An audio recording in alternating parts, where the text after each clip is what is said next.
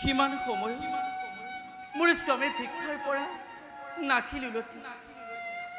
আজিও যদি তেওঁ খুদাহাতে আহে তেন্তে আজিও আমি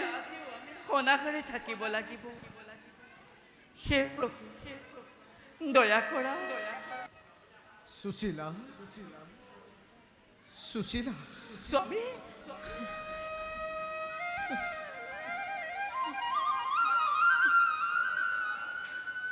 স্বামী আজিও আপুনি খুদাহাতে আহিল ভাগ্যৰ হতে কোনেও যুঁজ কৰিব নোৱাৰে সুশীলা যদি যদি ভাগ্যতেই নাথাকে হাতলৈ অহা অন্ন নষ্ট হয় স্বামী মই বুজা নাই আপোনাৰ কথাৰ অৰ্থ বুজাই কওক প্ৰিয়ে ভিক্ষাৰ বাবে গৈছিলো মই উত্তৰ দিশত সেই গৃহতে পাতিছিলো খপে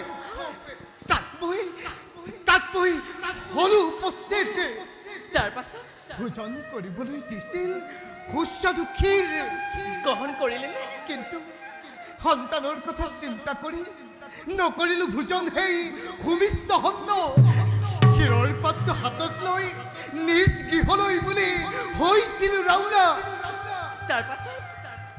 কিন্তু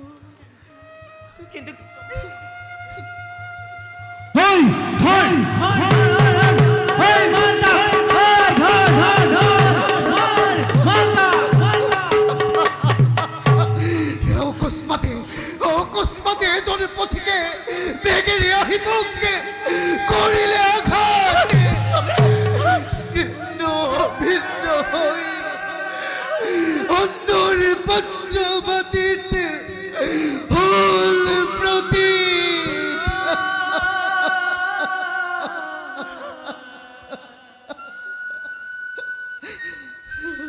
হে বিধাতা